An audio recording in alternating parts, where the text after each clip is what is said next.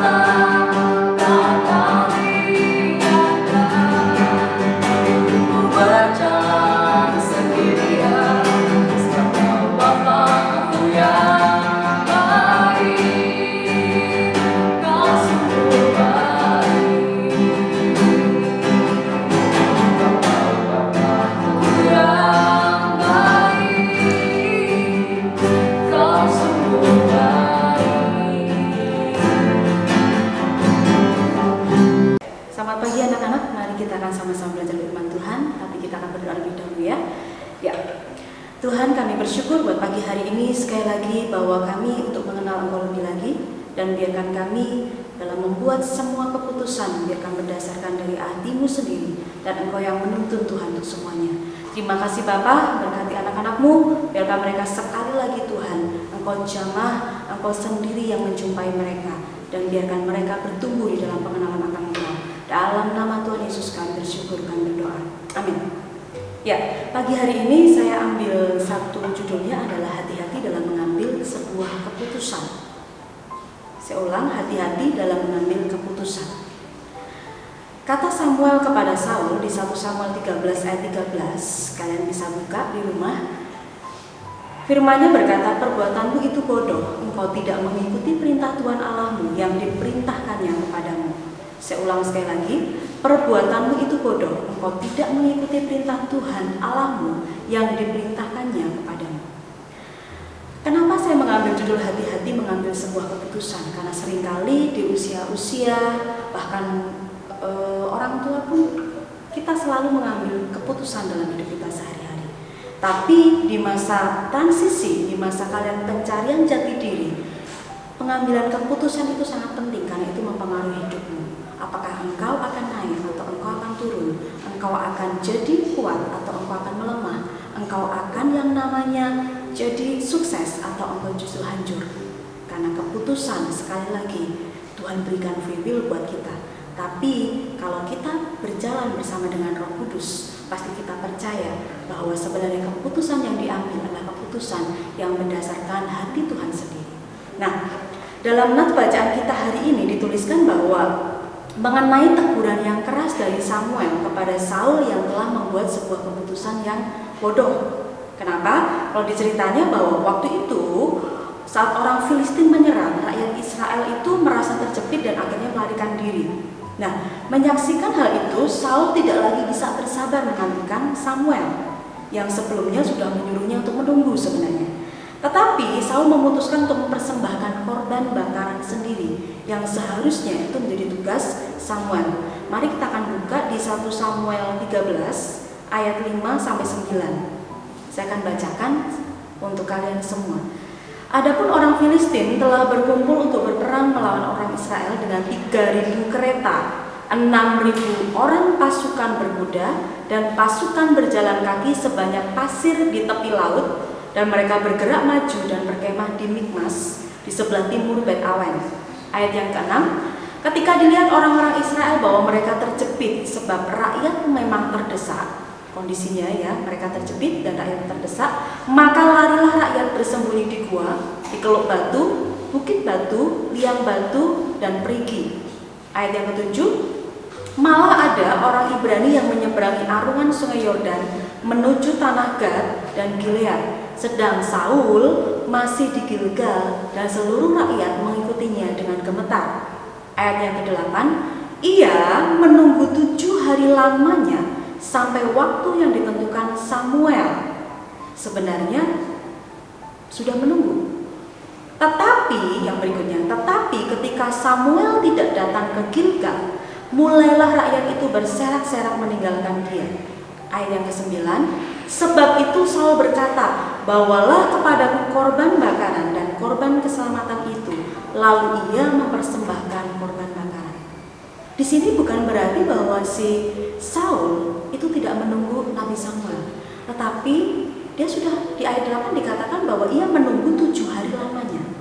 Tetapi dalam penantian itu Samuel tidak segera datang, dan apa yang terjadi?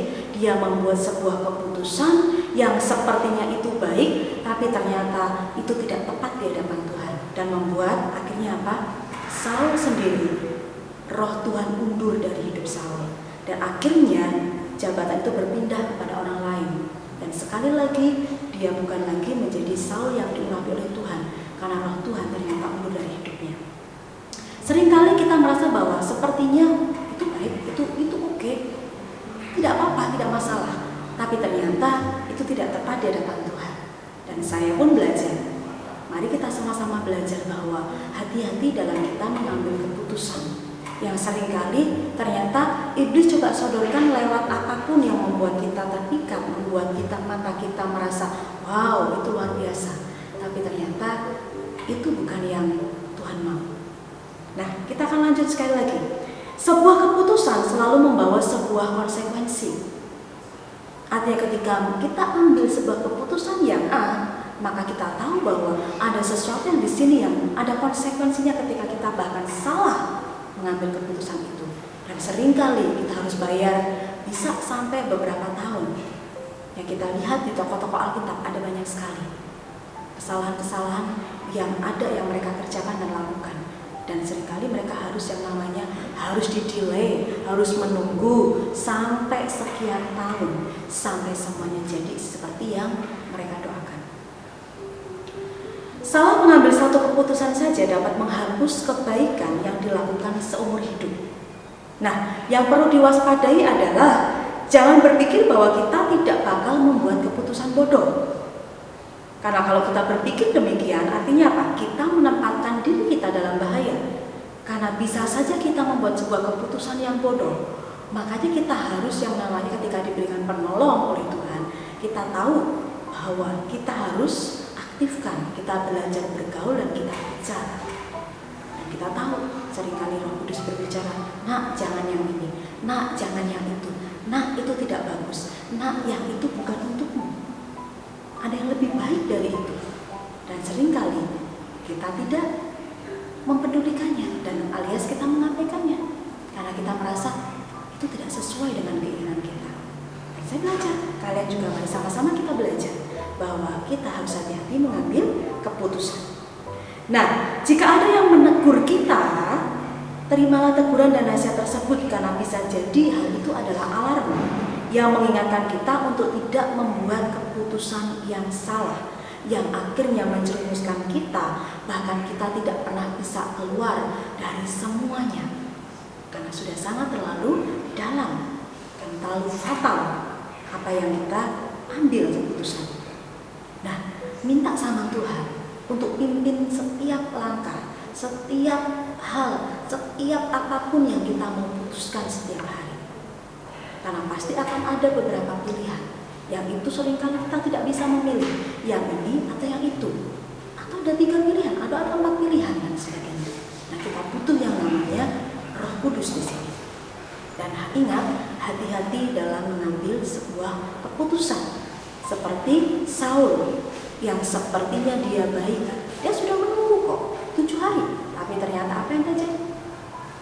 Nabi Samuel belum datang, akhirnya dia memutuskan, ya sudah, saya saja, toh saya raja, dan sebagainya. Ya, mari pagi hari ini minta sama Tuhan sekali lagi, Tuhan pimpin aku setiap kali aku membuat sebuah keputusan supaya aku tidak membuat keputusan yang salah. Mari kita akan sama-sama berdoa. Bapa, ajari kami untuk kami tetap melekat dengan Engkau, bergaul dengan Roh Kudus sehingga kami Tuhan membuat keputusan yang benar.